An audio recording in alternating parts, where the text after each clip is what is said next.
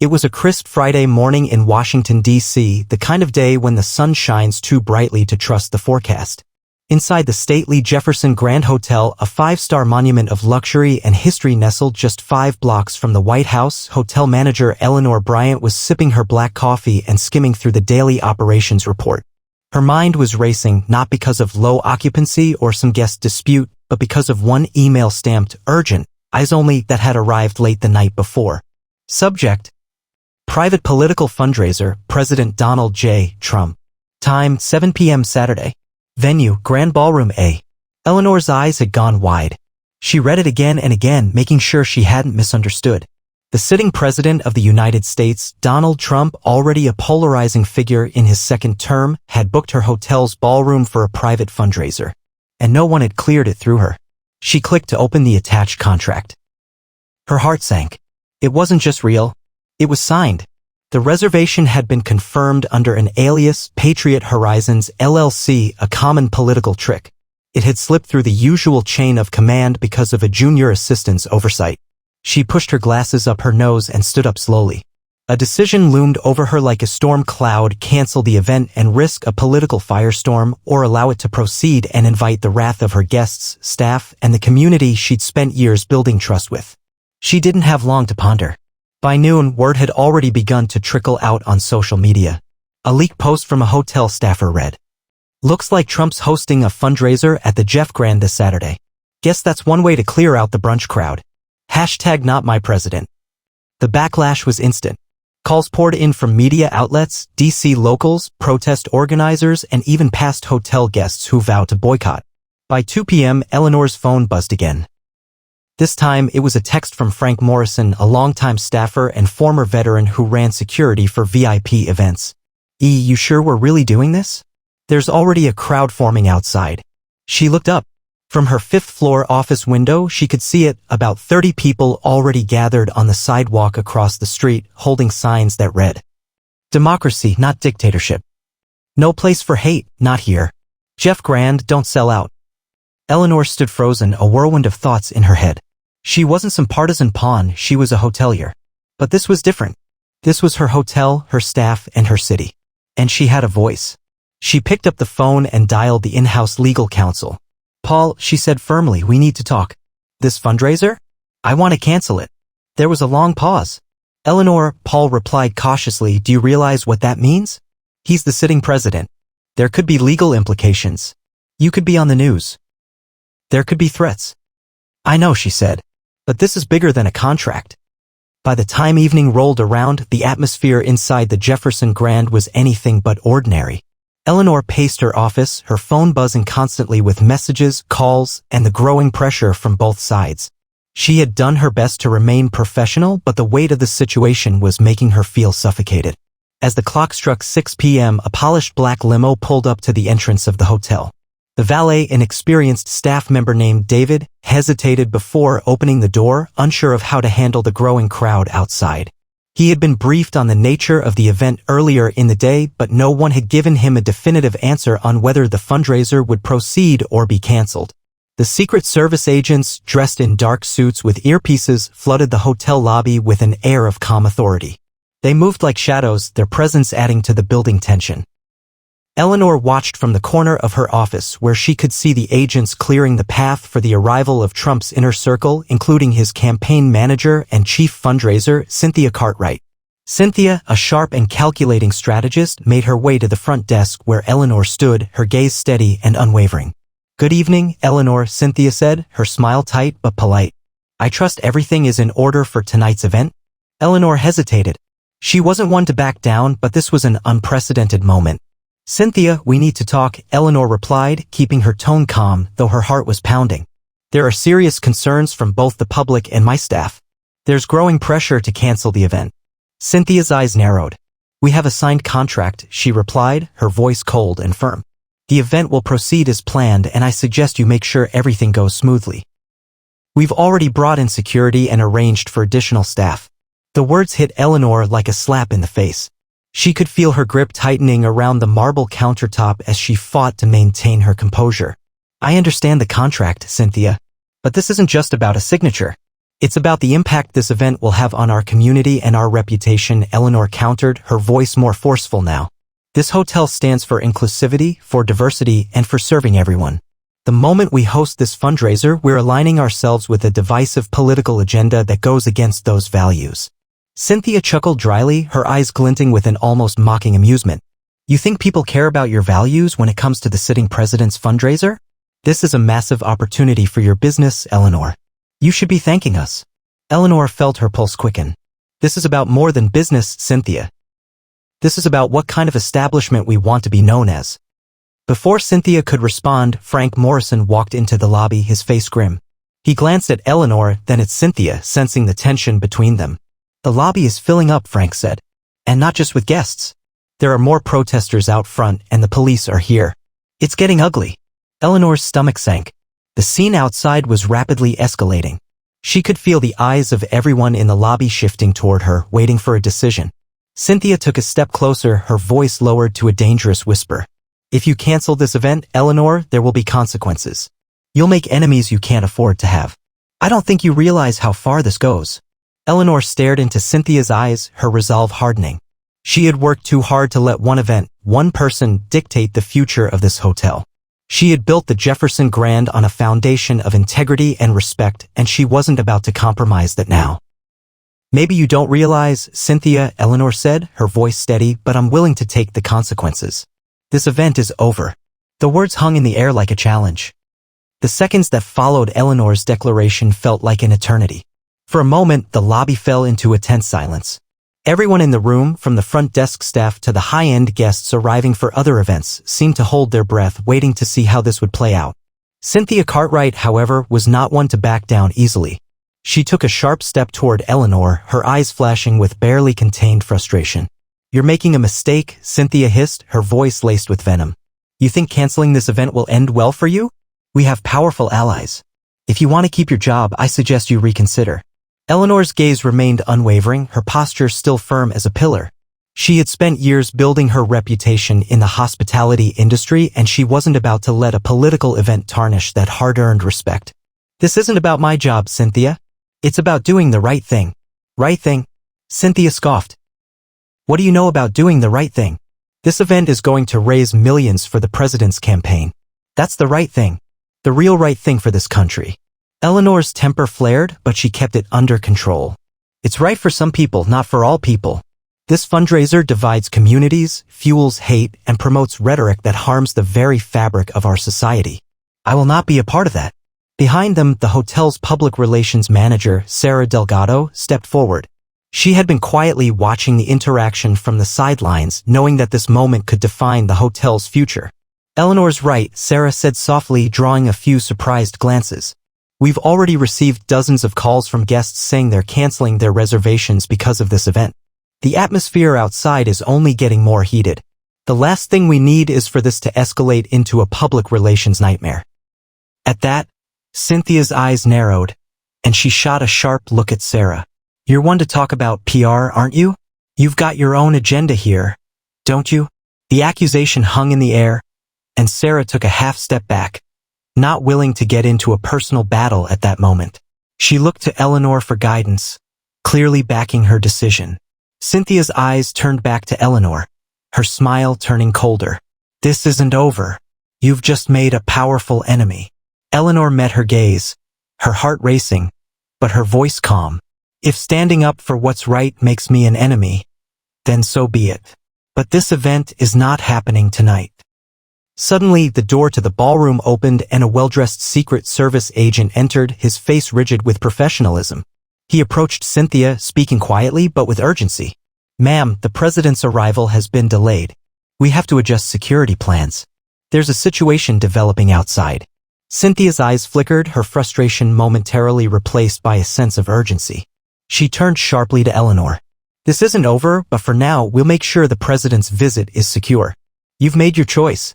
Eleanor watched as Cynthia walked off to coordinate with security. The air was thick with tension, but Eleanor didn't feel fear. She felt something else: empowerment. She had made a stand, and no matter what happened next, she knew she had done what was right. As the clock ticked closer to 7 p.m., the lobby began to fill with hotel staff, some with apprehensive expressions, others clearly worried about how the situation might unfold. Frank Morrison reappeared, a concerned look on his face. "We've got a bit of a crowd forming in the lobby," Frank said quietly. "The protesters outside are starting to chant. And there's a rumor that some of them might try to get inside." Eleanor nodded, her mind racing. She could feel the pressure mounting, but she refused to cave. This was about more than politics, it was about principles. "We'll handle it," she said decisively. "Prepare for any disruption, but we'll keep things civil. We won't let this become a spectacle." She turned to Sarah, her eyes calm.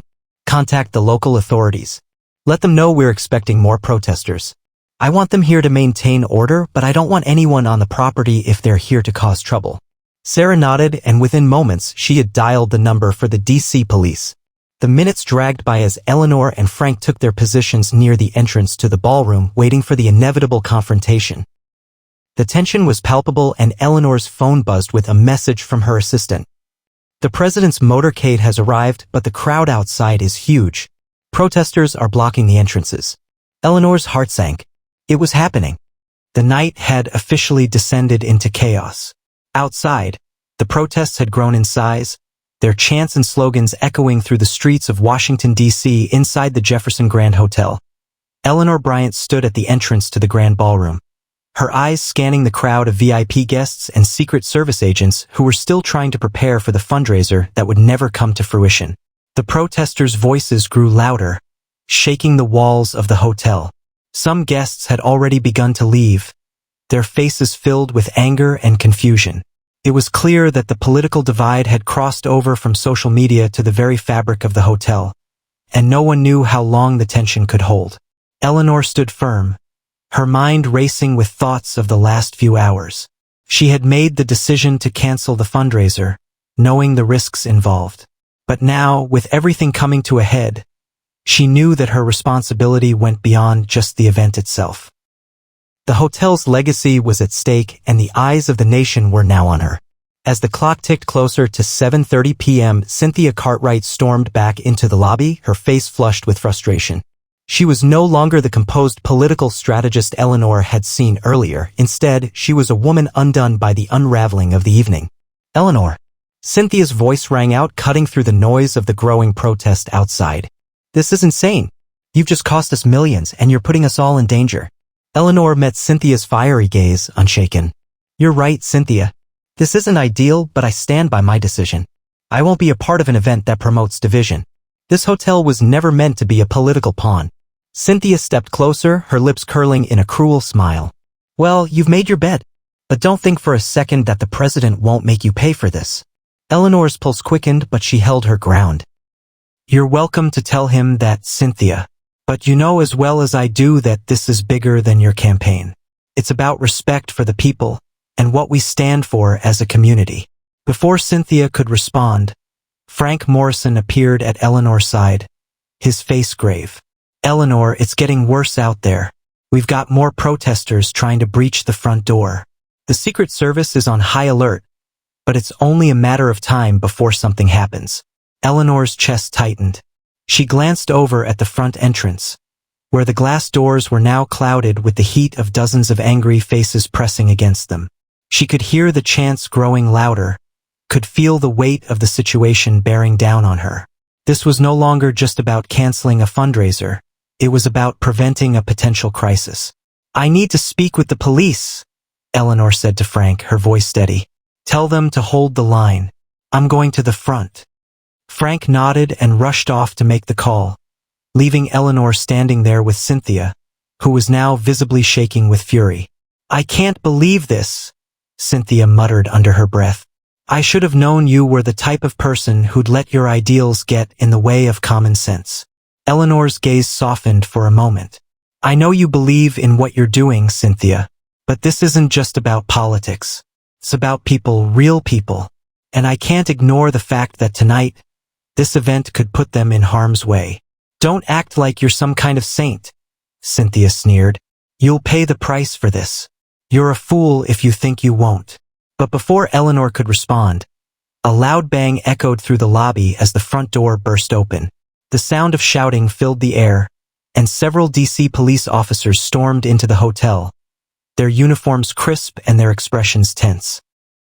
Behind them, a small group of protesters had pushed their way inside, shouting angrily as they were ushered out by security. Eleanor took a deep breath. The night had officially reached its tipping point. "All right, everyone stay calm," she said loudly, her voice cutting through the chaos. "We've got this under control. Please make your way to the elevators and exit in an orderly fashion. I'm asking everyone to please respect the safety of others." But before Eleanor could finish, another voice, this one unmistakably Donald Trump's, boomed from the entrance to the ballroom. "Is this how you treat a sitting president?" Trump's voice thundered. "I demand an explanation. This is a disgrace." Everyone in the lobby turned as Trump himself appeared, flanked by more Secret Service agents and his top campaign aides. His face was a mix of anger and disbelief, and the crowd stood still, unsure of what would happen next. Eleanor stood tall, her heart pounding in her chest, but her resolve unshaken. "This event is over, Mr. President," she said firmly, her eyes locking with his. "The fundraiser is canceled." The room went silent as all eyes turned to Trump. For a long moment, no one spoke. The air was thick with tension, and Eleanor knew this moment would be the defining one. There was no turning back. For a few breathless seconds, Eleanor stood in the eye of the storm, her gaze locked with President Trump's.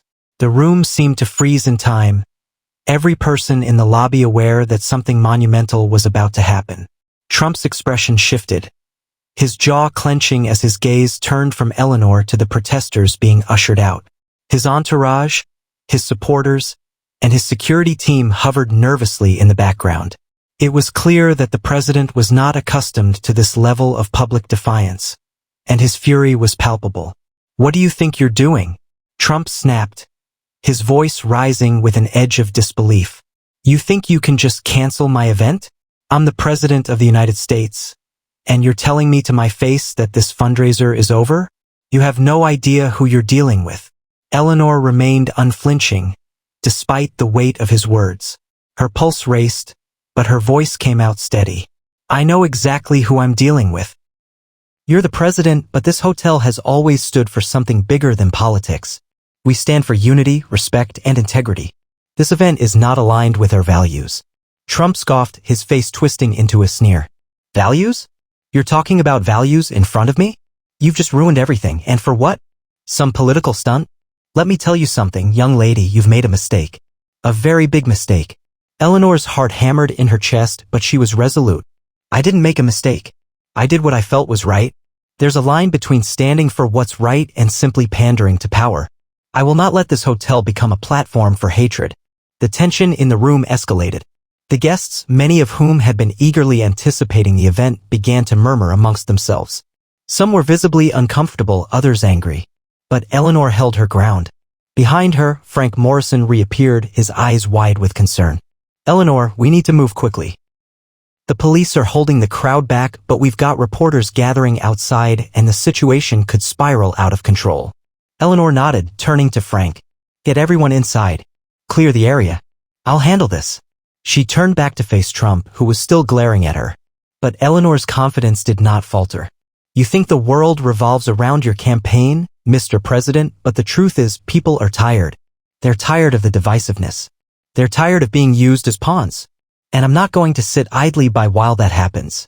This event is canceled, and I'm asking you to leave." Trump's face turned a shade darker. He opened his mouth, likely to retort with another venomous comment, but before he could, Sarah Delgado, the hotel's public relations manager, stepped in, her voice surprisingly calm and authoritative. "Mr. President," she said, addressing him directly, "we fully respect the office of the president, but the actions being taken tonight are in the interest of ensuring the safety of everyone here, including your supporters. The decision has been made, and we must move forward. The hotel has its reputation to uphold, and we intend to do that with dignity." Trump looked from Sarah to Eleanor, then back at the protesters who were now being carefully escorted off the premises by security. The sound of chanting and shouting outside could still be heard faintly, but it was no longer threatening. The situation had been defused for the moment. After what felt like an eternity, Trump finally exhaled sharply, a mixture of frustration and resignation on his face. "You really think you've won, don't you?" he muttered under his breath. You think this is over? Eleanor met his gaze one final time. I don't need to win, Mr. President. I just needed to do the right thing. With that, Trump turned on his heel, signaling to his team to follow him. The tension in the air didn't dissipate immediately, but as the president and his entourage made their way out of the hotel, there was a collective sigh of relief from the staff. The hotel, though shaken, had remained intact. As the doors to the ballroom finally closed, Eleanor walked over to Sarah and Frank, her pulse still racing but her heart lighter than it had been all night. You did the right thing, Sarah said quietly, a smile crossing her face. We all did, Frank added, his voice full of respect. We were with you the whole way, Eleanor. You're a true leader. Eleanor nodded, looking out into the now quiet lobby. The protesters had dispersed, the guests had mostly left, and the hotel staff had done their best to maintain professionalism throughout the chaos. But what struck Eleanor most was that she had stood by her principles, no matter the cost. As the night wore on and the last of the stragglers exited the hotel, Eleanor allowed herself a brief moment of reflection. She had faced down the highest levels of power and come out on top, not through confrontation, but through courage and conviction. And in that moment, she realized that sometimes standing up for what's right was the only victory that truly mattered.